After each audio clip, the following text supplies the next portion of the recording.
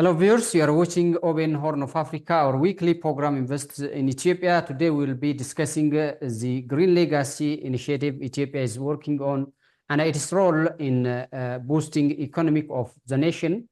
To discuss these issues, I joined by Dr. Adefres Worku, chairman of the Green Legacy Initiative Technical Committee. Till the end of our program, stay tuned. Doctor, thank you for joining us and your time.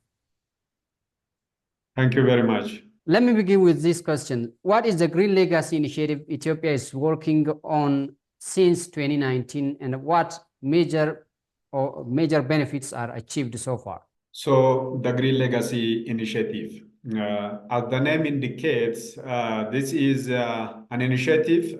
We also call it a flagship program initiated by the Prime Minister of Ethiopia, His Excellency Dr. Abiy Ahmed, back in 2019, with the objective of restoring back our degraded land and our lost ecosystem services, and with the objective of promoting sustainably managing remaining forests and minimizing the massive soil erosion in the country, which have been undermining our agriculture, our water, our energy production system, and also an initiative with the objective of building urban resilience, because Green Legacy Initiative has been done both in rural and also in urban landscape. And the Green Legacy Initiative has also an objective of increasing the economic productivity of land by improving its, for instance, soil fertility, and also by making forests as an integral part of the economic development. For instance, by increasing the abundance or the cover of fruit trees or agroforestry species such as avocado, mango, on the backyard of our farmers, so that they will produce fruits for their own and also for the market. And beyond that, the Green Legacy Initiative, as the name indicates, we wanted to promote the integration of our youth with their country by, putting their legacy through tree planting, through joining the elders. For instance, the kids will plant seedlings with their family. And also, Green Legacy Initiative has a peace-building objective where, our communities in one region will go to another region to plant, to put their legacy for that particular region, so that they will also, bring coherence and collaboration between our communities. For instance, if the administrative of one region go to another region, plant seedlings together, discuss, exchange their cultures, so on and so forth. And also beyond that, we use the Green Legacy Initiative to build peace and the collaboration stability in the Horn of Africa. We have been coining this term or this phrase called free diplomacy, where Ethiopia has also been, engaging the neighboring countries by sharing its experience in nature-based solution, sharing seedlings with the neighboring countries, so that if you bring all these things together, Green Legacy Initiative is an economy, it is an environment, it is also a politically affiliated initiative, which wanted to, strengthen and stabilize the peace and the collaboration in the Horn of Africa. Would you tell us the whole preparation of the current year tree planting campaign? Yeah, as we have been doing this massive activity or initiative over the last 5 years, this year, achieving our 6 years in implementing the Green Legacy Initiative. So far, according to the information we have, we planted about 32.5 billion seedlings of forest and agroforest and ornamental species across the nation, in highland, midland, and lowland, in farming communities and also among the pastoral communities.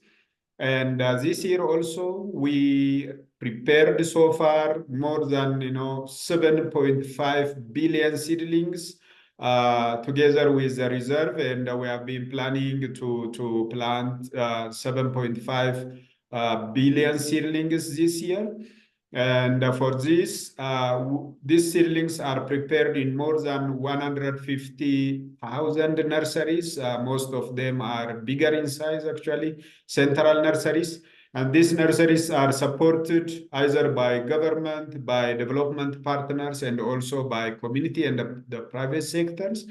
And for this, we identified more than 1.7 million hectare for planting these 7.5 billion seedlings, out of which so far we georeferenced close to 1 million hectare, actually more than 940 million thousand hectare, 940,000 hectare of land. Out of the identified land is already georeferenced. That means that we have the coordinate for this amount of land. And this time in particular, we achieved preparing more than 6 billion pits or holes for seedling planting. And what we have been doing now is, to proportionate the seedlings or to match the seedlings to the planting site. We have been building capacity, creating awareness, and organizing our communities to undertake this year's seedling planting in a more disciplined way, and also supported by science. So that is what we have been doing so far, and we prepared we finalized our preparedness. And you remember that recently two launchings have been made at PM office by the PM office. One was the pre-launching method, which is adjoined by, very massive number of leadership experts and development partners. An event where the PM office also presented the film prepared on the Green Legacy Initiative, and that is also adjoined by unveiling the forest cover of the country, which is also very much in association with the Green Legacy Initiative. And that was followed by the Prime Minister's launching of this year Green Legacy Initiative tree planting campaign in Amara region. And the regions have been also following the regional tree planting launching, which is following by what has been done by the Prime Minister office. And yes, we are at this stage this time in particular. As the government of Ethiopia is determined to build a resilient economy, especially in agriculture sector. What will it take to succeed this ambition? Yeah, it's true that Ethiopia is an agrarian country where, the majority of our peoples have been depending in the agriculture sector and on the natural resource management. And Ethiopia's agriculture has been suffering because of climate change and also because of landscape ecosystem degradation. And Ethiopia is, known as a country of losing its fertile soil. That means that this is a very serious problem for the agriculture sector. So with the Green Legacy Initiative, we have been first, working to restore back those lost ecosystem services so that the agricultural practice will be effective and efficient. Agriculture without a soil, agriculture without a rain, agriculture without, a good practice is not going to be a resilient agriculture, or it is a compromised or vulnerable agriculture. So through the designing and the implementation of the Green Legacy Initiative, we have been, restoring millions hectares of farmland and also community land, and also range land. And in so doing, by promoting tree-based landscape restoration, we have been improving, the capacity of the land to be suitable for crop production, for livestock production on one hand.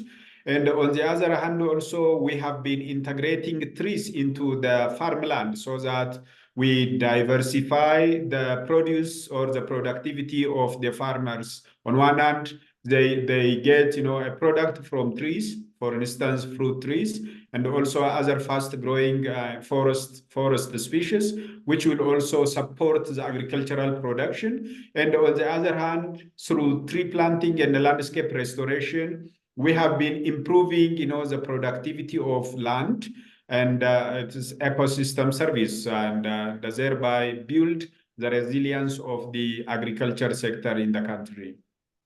Well, in 2021, the government of Ethiopia announced ambitious emission cuts and other commitments, including reduce emissions by 68% by 2030, reforest and restore up to 15 million hectares, and others. How do you see the efforts being made towards succeeding this plan? Yeah, that is very true. Ethiopia is a front runner across the globe when it comes to climate change discussions. And this has been true since the government of Ethiopia has introduced the first in its type, in its kind, called Climate Resilient Green Economy Strategy, the CRG strategy, back in 2011 in Durban, in COP Durban. And since then, Ethiopia has been implementing various interventions to transit its economy from gray to green. And we have been prioritizing green development pathways. And as we do this, we have also been pledged to the global community to reduce our emission by 68%. And this is, in fact, one of the most ambitious pledge to the global community when it comes to climate change mitigation. And the government of Ethiopia has become, a symbol to the other countries who have, the capacity to minimize their emission. And many other countries started to follow Ethiopia in terms of, submitting its nationally determined contribution, which is in accordance with the Paris Agreement.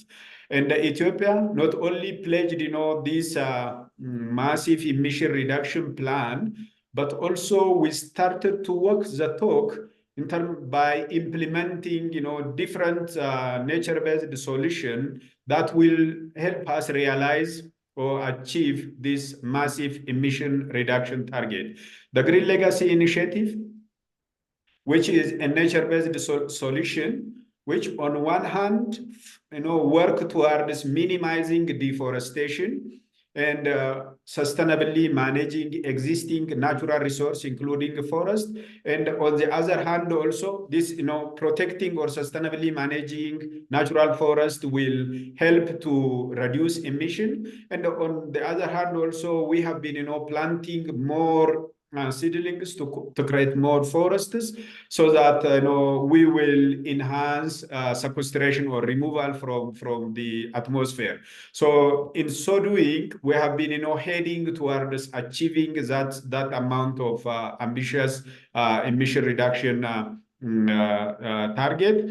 And to do that, also we pledged to the global community that the government of Ethiopia wanted to restore 50 million hectares of land. Actually, that is not only 50 million, because there is also another 7 million hectares of land pledged by the CRG strategy. So that we have been saying that Ethiopia aims to restore 22 million hectares of land by 2030. And our Green Legacy Initiative and also other activities that have been, contributing to achieve this billion seedling planting every year has been helping the country to achieve this massive target of emission reduction.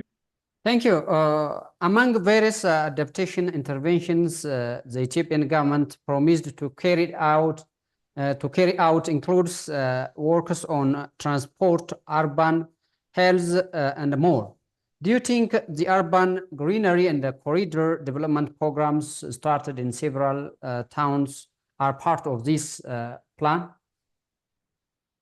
In fact, climate resilient, if you say a country needs to be a climate resilient, that we need to intervene or implement activities both at rural and also at urban landscapes. If we look at our cities and our towns, the majority of them are really very much vulnerable to flood, for instance. Addis Ababa itself and also many other cities and the towns are very much vulnerable, not only to flood, but also to drought, earthquake, and also landslide and other form of environmental crisis. That means that we need to also consider our urban settings to be climate smart. And for that, we have been doing a lot of regreenery intervention in urban settings as we do those activities in rural landscapes. And I see those activities that we have been doing now as a corridor, and also as green areas along the roadside, but also beyond. Like if you take the Toto Park and also other bigger parks that have been established in the city, are going to contribute for urban resilience. And I mean, the other small and medium size cities or towns need to learn, take experience from Addis Ababa. And also Addis Ababa needs to be a teaching hub. Not only it does those regreening activities for itself, but also it needs to do those intervention in a way those models can also be translated into other sister cities and also smaller rural towns. Thank you. As you have tried to mention, as part of its commitment towards realizing green economy, the Ethiopian government has been working on basin development aimed at promoting soil and water conservation in the last few years. Do you think this effort is being supported by proper research and expertise? Yes, I may say that there are many assessments that have been already done when it comes to activities or nature-based activities that have been implemented across basins and also across micro watersheds. And for instance, the Green Legacy Initiative, which have been implemented in basins, like if you take the Abai Basin, the majority, more than 30% of the seedlings that we have planted over the last 5 years have been planted in Abai Basin, for instance. Considering that we need to contribute the sustainability of the Renaissance Dam, we need to contribute to the protection of the rivers in the basin and also the lakes in the basin, while boosting the capacity of the smallholder farmers and the pastoral communities living along that basin. There are many studies done by PhD student, by MSc student, and also by research institutions in the country, including by the global community who have been doing research in Ethiopia. We need to continue this, as we have been also doing a research or a study, for instance, for understanding the impact of the Green Legacy Initiative itself, and to identify the best practices to be scaled up and also the gap to be fixed.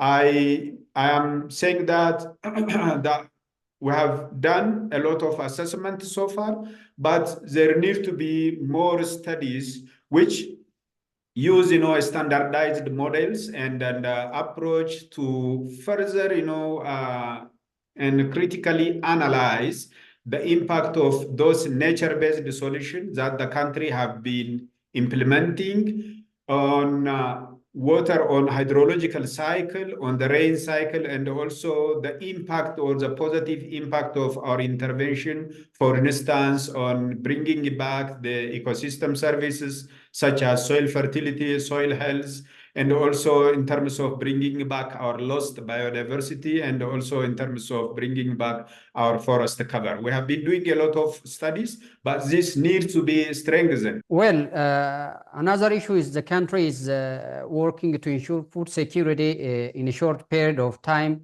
This can be done if communities effectively use land management techniques and rain harvesting and realize a more sustainable ecosystem. Do you think Ethiopia is doing this properly? What's your comment on this?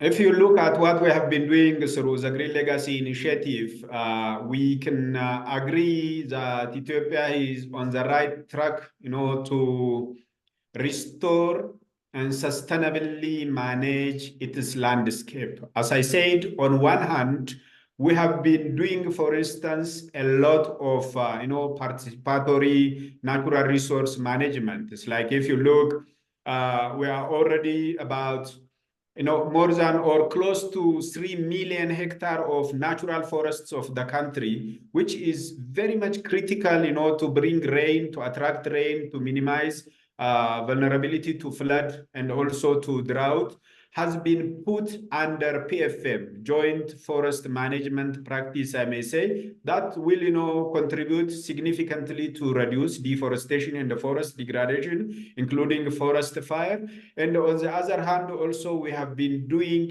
landscape restoration, which means that we have been restoring community degraded landscapes, and also we have been doing a lot of agroforestry practices on smallholder land.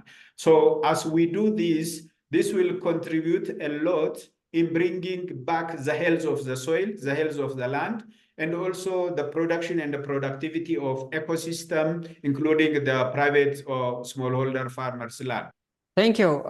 Some countries are also taking Ethiopian Green Legacy initiative as a model, and Pakistan has recently announced that it is adopting Ethiopian Green Legacy model. What should be done to replicate Ethiopian Green Legacy initiative in other parts of the world? Yeah, I mentioned to you that we have been promoting this phrase called pre-diplomacy, and we coined this, along with the Green Legacy Initiative. And Ethiopia, as as a front runner, as I already mentioned, in terms of fighting climate change, desertification, biodiversity loss, and etc., we need to also my strong suggestion as a citizen and also as a chair for the Green Legacy Initiative Technical Committee, that Ethiopia need to put on the table of AU Commission this Green Legacy Initiative to be a Pan-African initiative. Because we brought this idea to the global community. I mean, there is no other country which plan to plant billions of seedlings. There might be a plan to plant millions of seedlings before by different countries, including Ethiopia, but the billion number is introduced by Ethiopia at and also communicated to the global community and also implemented on the ground. So while we do the intervention for our own sake and the benefit, but also we need to propose to Africa Union Commission to make this initiative a Pan-African initiative. There are other initiatives, for instance, the Great Green Wall Initiative, which is owned by African Union Commission as its flagship landscape restoration or rural development initiative. But that Great Green Wall Initiative previously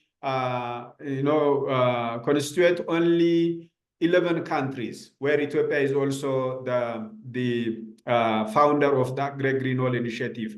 But now we need to claim that the Green Legacy Initiative, which is really very much important for our continent Africa, to be a Pan-African agenda. We already started to share seedlings and also our experience.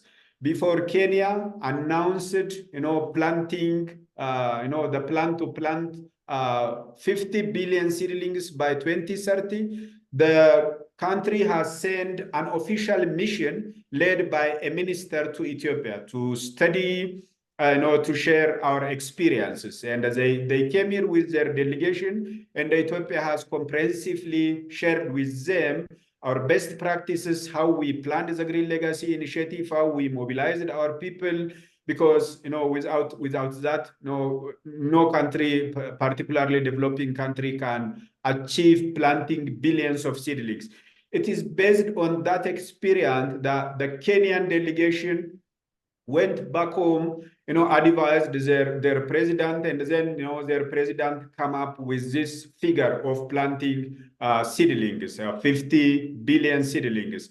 And then this was followed actually by Middle East Regreening Initiative, which is owned by the King of Saudi Arabia, who also invited the government of Ethiopia to be a member of that council, the Middle East Regreening Initiative. And that initiative is also basically based on the Green Legacy Initiative of Ethiopia. And that one is even a cross-continental initiative, which is promoted by the King of the Saudi Arabia.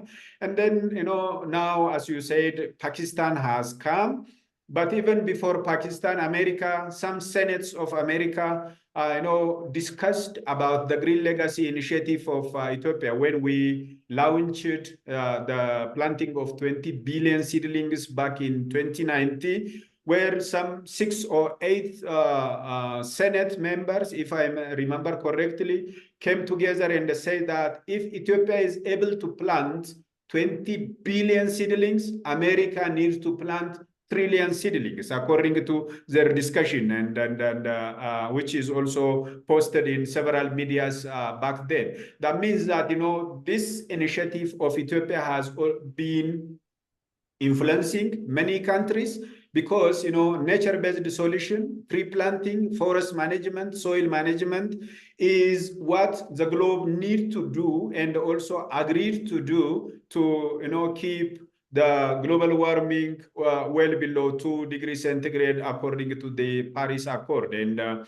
but we need to be smart enough. We have been doing a lot of activities on the ground, but our problem as a nation, we are not really a good communicator of what we have been doing on the ground. So that we need to take this agenda, we need to coin message and present this agenda to African Union Commission. So this is the right time for the government of Ethiopia to pledge the union to embrace, own this initiative, so that it will be promoted at a continental level, and even beyond that. This will bring a lot of opportunities for Ethiopia. On one hand, it brings a recognition. On the other hand, it also attracts private sector investment or direct foreign investment, and also it attracts grant support in the form of